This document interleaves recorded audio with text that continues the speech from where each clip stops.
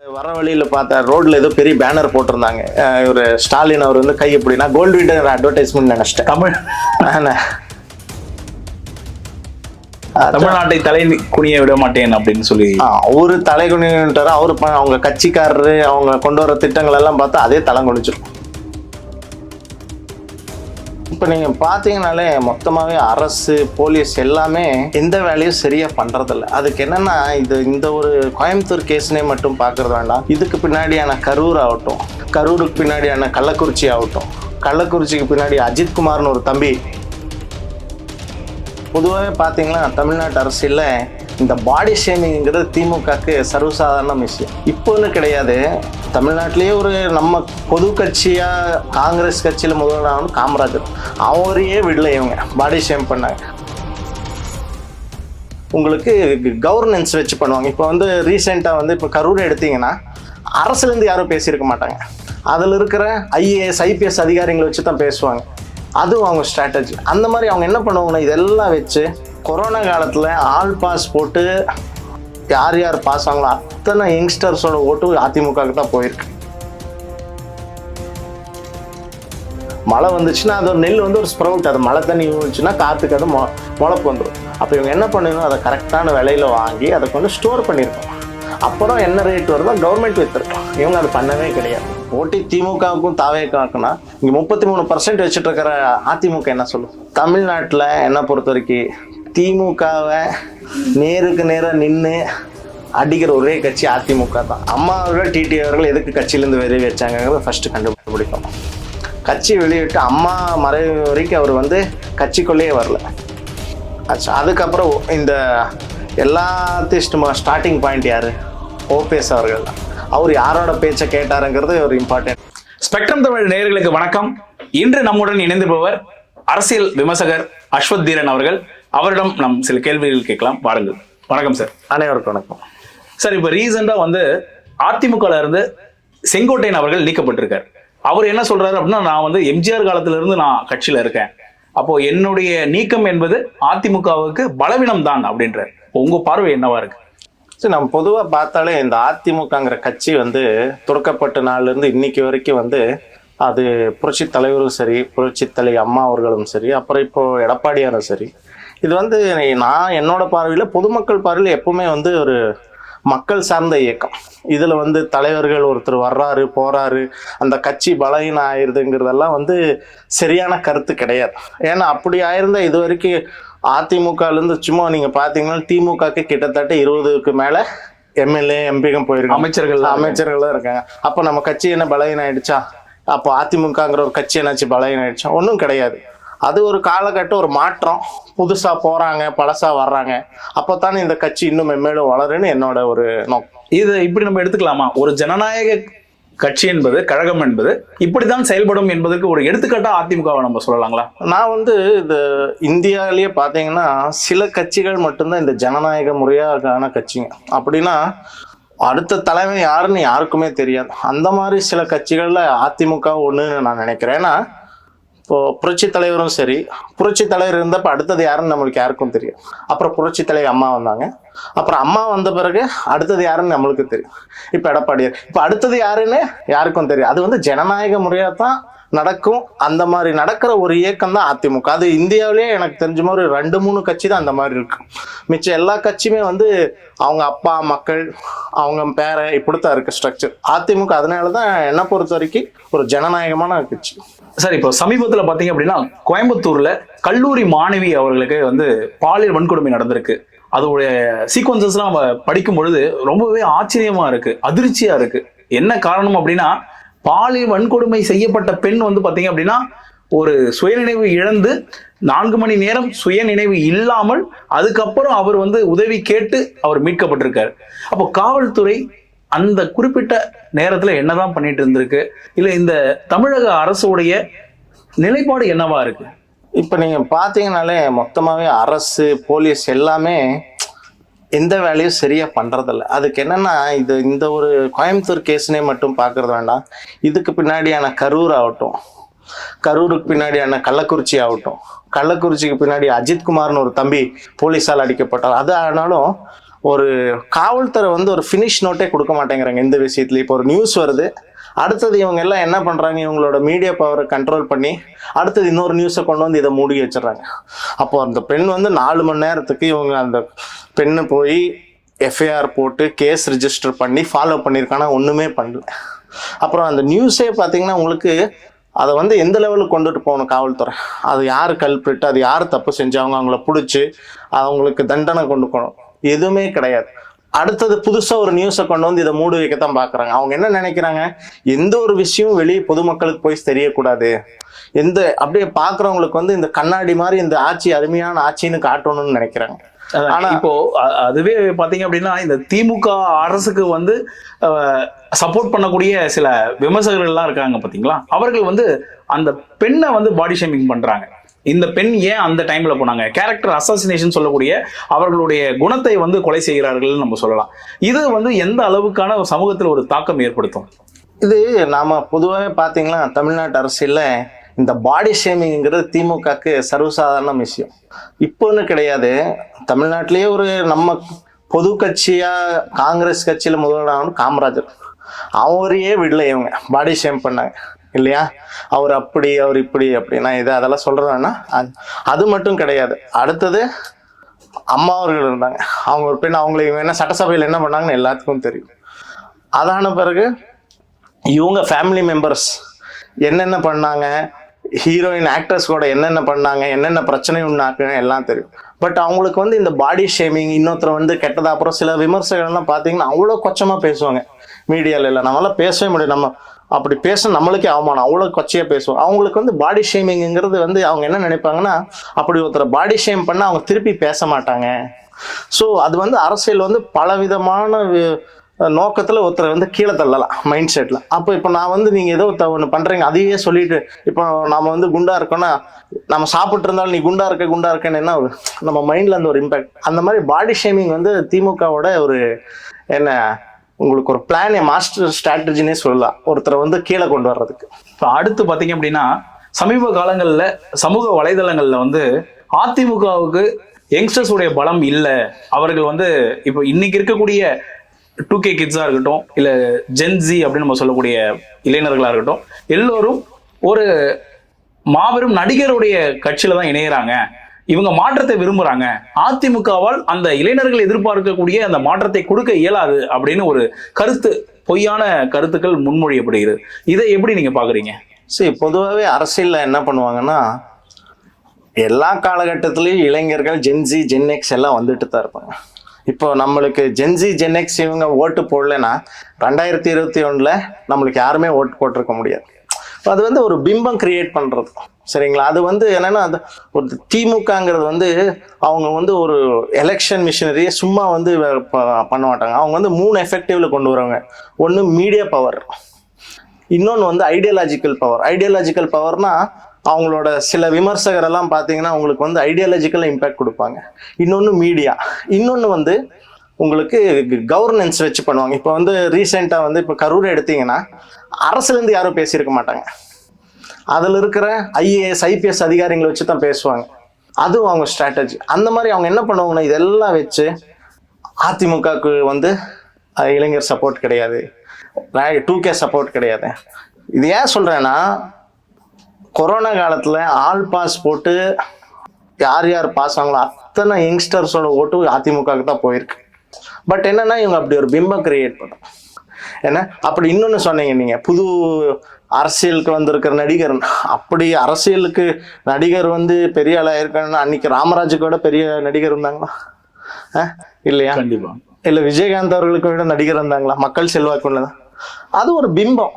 என்ன, இப்ப நான் வந்து ஒரு நடிகருக்கு விசுவாசமா ஃபேனா இருக்கேன் அப்படின்ட்டு நான் ஓட்டு போடுவேன்னா அது கிடையாது. அது வந்து ரசனை, இது வந்து பொது வாழ்க்கை, இது வேற அது வேற. இப்போ நீங்க அதை பத்தி பேசுன தொடர்ச்சியாக நான் கேட்க விரும்புறேன்.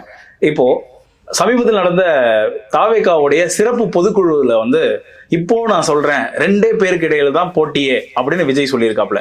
ஒன்னு டிவிகே, இன்னொன்னு DMK அப்படின்றாங்க. அப்போ ஒரு மாபெரும் இயக்கம்னு சொல்லக்கூடிய அதிமுகவை இவர்கள் வந்து புறம்தள்ள பார்க்கிறார்களா, இல்ல அவர்களுடைய ஓட்டுகளை இவர்கள் அபகரிக்க பாக்குறாங்களா? சரி, நான் வந்து பொதுவாகவே என்ன சொல்லுவேன்னா, இந்த அரசியலில் வந்து கான்செப்ஷுவலைசேஷன் அப்படிம்பாங்க.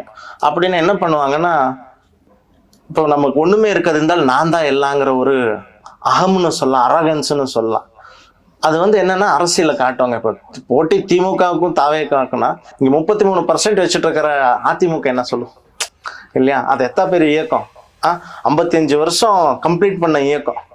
இங்க சில பேர் 2 வருஷத்துக்கே தள்ளாடுது வண்டி. அந்த மாதிரி காலத்துல 55 வருஷம் ஒரு கட்சி, பல கஷ்டங்கள், பல தலைவர்களை பார்த்து அந்த ரொட்டேஷன்ல, அதுல என்னென்னா 35 வருஷம் சிஎம் ஆகிக்கிற ஒரே கட்சி இதுதான். அப்புறம் ஒரு ரீஜனல் பார்ட்டி இந்தியா லெவல்லையே 50 வருஷம் இருக்கிற பார்ட்டி 2-3 பார்ட்டி தான் இருக்கு. அதுல அதிமுக ஒன்று. அப்படி இந்த நிலையில அவங்க என்ன பண்ணுவாங்கன்னா, அந்த ஒரு கான்செப்ஷனலைசேஷன் கொண்டு வராங்க. போட்டி இது நீங்க அந்த மாநாட்டிலேயே பாத்தீங்கன்னா ஒரு தாவேக்காரரும் பேசுறதுலேயே பயம் இருக்கும். தமிழ்நாட்டில் என்ன பொறுத்த வரைக்கும் திமுகவை நேருக்கு நேராக நின்று அடிக்கிற ஒரே கட்சி அதிமுக தான். அந்த ஆள் பலம், அதிகார பலம், அப்புறம் அந்த சிறப்பான சிந்தனை பலம் இருக்கிற ஒரே கட்சி அதிமுக தான். பல பேர் சொல்லலாம், ஆனால் தாக்க பிடிக்க முடியாது. அப்படி இருந்த தாவேக்கால வந்து என்னாச்சு, கரூர் ஆனோன்யம் இப்போ நம்ம தலைவருங்க என்ன பண்ணாங்க, அந்த இடத்துக்கு போய் நின்று களத்துல பிரச்சனை சந்திச்சாங்க. இவங்க என்ன பண்ணாங்க? கண்டிப்பா இதெல்லாம் இருக்கு. ஏன்னா அரசியல் வந்து ஒரு நாள் 2 நாள் கிடையாது. அது வந்து ஒரு day to day basis activity. அது வந்து களத்துல நின்றவங்களுக்கு தான் அதோட ஐடியா தெரியும். இப்போ தாவேக்காவுடைய ஆதவ் அர்ஜுன் வந்து என்ன சொல்றாரு அப்படின்னா, எங்களுக்கு 26% வாக்கு வங்கி இருக்கு, அப்போ எங்களை மீறி யாரும் ஆட்சிக்கு வர முடியாது அப்படின்றாரு. இது உண்மைதானா? இப்போ மொத்தமாகவே இப்போ ஒரு பர்சன்டேஜ் கேல்குலேஷன்னா 100% தான், சரிங்களா? இப்போ நம்ம 2021 2016 ஒரு அக்ரிகேட் வச்சிங்கன்னா, நம்ம அதிமுக அப்புறம் திமுகவுக்கு வந்து ஒரு 33லேருந்து 35%. இப்போ 2 பேரையும் நம்ம 30% வச்சுட்டாலும் இங்கே 60% போயிடுச்சு. இன்னி கம்யூனிஸ்ட் பார்ட்டி, காங்கிரஸ் பார்ட்டி, அப்புறம் தேமுதிக, பாமக இவங்கெல்லாம் சேர்ந்தா இவங்களுக்கே ஒரு 10-20% போயிடுச்சு. அப்புறம் நாம் தமிழர் இருக்கு, இவங்களுக்கு ஒரு 6-7%, ஒரு ஆவரேஜ் சொல்றது. இதே வந்து எவ்வளோ ஆயிடுச்சு, கிட்டத்தட்ட 85% 90% போயிடுச்சு. சின்ன கட்சிக்கு எல்லாம் போனாலும் அங்க இருக்கிறதே 5% நியூட்ரல் ஓட்ஸ், 5 to 10% தான் நியூட்ரல் ஓட்ஸ். அது எப்படி 26%? இப்போ நீங்க வந்து ஒரு கேண்டிடேட்னு வச்சுங்க, நீங்க பரம்பரையே ஒரு ஓட்டு போட்டு வர்றீங்க, அதிகபட்சம் ஒரு 5% ஷிஃப்ட் ஆகலாம், மெஜாரிட்டி ஷிஃப்ட் 7% ஷிஃப்ட் ஆகலாம். 30% எப்படி ஷிஃப்ட் ஆகும்? அப்படியெல்லாம் வாய்ப்பு கிடையாது. அந்த 10% ஓட்டுக்குள்ள மூவ்மெண்ட் ஆனால் ஆகலாம். அதுலேயும் அது 5 to 7% தான் மூவ்மெண்ட் ஆகும். 26% ஆச்சுன்னா அது வந்து அப்போ மிச்ச கட்சிக்கு ஓட்டு போடுறாங்களோ, ஓட்டே போடாமல் இருந்தால் தான் இவங்களுக்கு ஆகும். பேசிக் மேத்தட். Okay sir. இப்போ சமீபத்தில் பார்த்தீங்க அப்படின்னா திமுக வந்து தங்களுடைய 75வது ஆண்டு அறிவு திருவிழா அப்படின்னு கொண்டாடுறாங்க. அப்போ இந்த 4.5 ஆண்டு திமுக ஆட்சியை நீங்க எப்படி பாக்குறீங்க? இந்த 4.5 ஆண்டு திமுக ஆட்சியில் வந்து பிளஸ்ங்கிறது ஒன்றும் கிடையாது, மைனஸ் தான். நம்மமே மார்க்கெட்டிங் ஓரியன்ட் ஆட்சி. அப்படின்னா என்னன்னா, தோசை மாவு வாங்கி கொடுத்துட்டு 100 தோசை நாங்கள் போட்டோம்னு சொல்ற மாதிரி அவங்களோட ஆட்சி. ஒன்றும் அந்த பெருசா இம்பேக்ட் கிடையாது. அப்படின்னா போஸ்டர்ல பார்க்கலாம். நானும் கூட இந்த வர வழியில பார்த்தேன், ரோட்ல ஏதோ பெரிய பேனர் போட்டிருந்தாங்க. இவர் ஸ்டாலின் அவர் வந்து கை எப்படின்னா கோல்டு வீட்டர் அட்வர்டைஸ்மெண்ட் நினைச்சிட்டேன். தமிழ்நாட்டை தலை குனிய விட மாட்டேன் அப்படின்னு சொல்லி அவரு தலை குனிட்டாரு. அவரு அவங்க கட்சிக்காரரு அவங்க கொண்டு வர திட்டங்கள் எல்லாம் பார்த்தா அதே தலை குனிச்சிடும். அவ்வளவு மோசமா இருக்கு. இப்போ வெளிநாட்டுக்கு போறாங்க, முதலீடு கொண்டு வரேன்னு சொல்றாங்க. அவங்க கொண்டு வந்த முதலீட்டுல எதுவுமே இம்பாக்டே கிடையாது. அதெல்லாம் ஆல்ரெடி முதலீடு கொண்டு வந்துருக்கு. ஆக்சுவலி என்ன சொல்றாங்கன்னா, இவங்க அங்க போனதே வந்து வேற ஏதோ சைன் போட, வேற ஏதோ டிரான்சாக்ஷன்ஸ் பண்றதுக்கு தான் போனாங்கன்னே சொல்றாங்க. உண்மைன்னு தெரியல, பட் அதுதான் உண்மை. ஏன்னா ஒரு முதலீடும் கிடையாது பெருசா. ஏன்னா அவங்க வந்து என்னென்ன அதான் சொல்றது இல்லையா, சும்மா மார்க்கெட்டிங் ஸ்பெஷலிஸ்ட். என்ன நாங்கள் அது பண்ணோம் இது பண்ணோங்கிற, பட் கிரவுண்ட் லெவல் இம்பேக்ட் கிடையாது. இப்போ பேசிக்கா வந்து இந்தியா வந்து இப்போ மகாத்மா காந்தி சொன்ன மாதிரி இந்தியாவோட பேக் போனே வந்து விவசாயம் தான். இப்போ அதுக்கு என்ன பண்றீங்க? விவசாயத்துக்கு எதுவுமே பண்றது இல்லை. இப்போ விவசாயிகளுக்கான கோரிக்கைகளை நீங்க கேட்கும்பொழுது நான் அதை கூடவே ஒரு கேள்வி கேட்கணும்னு நினைக்கிறேன். இப்போ அக்டோபர் 22 எடப்பாடியார் வந்து டெல்டா மாவட்டங்களுக்கு போய் விவசாயிகளுடைய குறைகளை கேட்டறிந்தாரு. அதை தொடர்ந்து துணை முதலமைச்சர் உதயநிதி ஸ்டாலினும் போயிட்டு அவங்க கிட்ட போயிட்டு குறைகள் எல்லாம் கேட்டாங்க. இப்போ இது எப்படி நம்ம பார்க்கணும்? என்னன்னா, விவசாயத்தை பொறுத்த வரைக்கும் அது வேற தொழில் மாதிரி கிடையாது. விவசாயங்கிற ஒரு தொழில வந்து லாபம் நஷ்டம் கிடையாது. அது பண்றது. இந்த வருஷம் ஒரு விவசாயம் பண்றான்னா அதுல லாபம் வரட்டுன்னு பண்ண மாட்டான். அவனோட இப்ப வேற தொழிலுக்கெல்லாம் வந்து இந்த வருஷம் இல்ல அடுத்த வருஷம் பாத்துக்கலான்ட்டு இருக்கான. விவசாயத்துல அப்படி கிடையாது. அந்த வருஷம் வர்ற வரவியெல்லாம் அவன் குழந்தைங்களுக்கு ஸ்கூல் கட்டணும், அவனோட மருத்துவ செலவு பார்க்கணும் எல்லாம். இப்ப வந்து அது என்னன்னா, ஒரு நெல் வந்து பேசிக்கா எப்படி அது ஒர்க் ஆகும்னா, நெல் விவசாயிங்க விளையிறாங்க, அவங்க நார்மலா வித்துருவாங்க. ஸோ அப்போ விற்காதனால இல்லை கொஞ்சம் ஸ்டாக் ஓவர் ஆச்சுன்னு என்ன பண்ணுவாங்கன்னா, கவர்மெண்ட் வந்து கோல்ட் ஸ்டோரேஜ் வச்சுருப்பாங்க. அந்தந்த ஒரு மாவட்டத்தில் வந்து அவங்க வந்து அதை வந்து ஒரு பேசிக் ரேட்டை போட்டு அதை வந்து எடுத்து அதுக்கு வந்து ஸ்டோர் பண்ணுவாங்க. இந்த தடவை கவர்மெண்ட் வந்து அதில் ஃபெயிலியர் ஆயிடுச்சு. மழை வரும்னு தெரியும், மழை காலத்தில் மரம் வராமல் என்ன பண்ணும்? மழை வந்துச்சுன்னா அது ஒரு நெல் வந்து ஒரு ஸ்ப்ரவுட், அது மழை தண்ணி ஊழிச்சுன்னா காற்றுக்கு அது முளைப்பு வந்துடும். அப்போ இவங்க என்ன பண்ணணும், அதை கரெக்டான விலையில வாங்கி அதை கொண்டு ஸ்டோர் பண்ணியிருக்கணும். அப்புறம் என்ன ரேட் வருதோ கவர்மெண்ட் வித்துருக்கலாம். இவங்க அது பண்ணவே கிடையாது. அதை அப்ரோச்சே எடுத்துக்கலாம், விடுங்க பார்த்துக்கலாம், ஆஸ் யூஷுவல் எல்லா விஷயத்துலையும் எப்படி பார்த்துக்கலாம் விடுங்க அந்த மாதிரி சொல்கிறாங்களோ, இதுலேயும் அதே தான் நடந்துச்சு. மழை வந்துச்சு, அவங்களுக்கு நிவாரணங்களோட இன்னும் நிதியும் கூட கொடுக்கல. ஜஸ்ட் நான் சொல்லியா, மீடியா திமுகக்கு 3 பலம் அதிகம், அதில் மீடியா பலம் நம்ம அதிகம். அவங்க என்ன பண்ணாங்க, எப்போ உங்களுக்கு கரெக்டாக அந்த நெல் விவசாயம் வந்துச்சு, எடப்பாடியார் போனோன்னு நம்ம ஆதரவு கிடைச்சிச்சு, அப்போ இமீடியட்டாக செங்கோட்டையன் டாபிக் கொண்டு வந்து அதை அப்படியே கீழே கொண்டு வந்துட்டாங்க.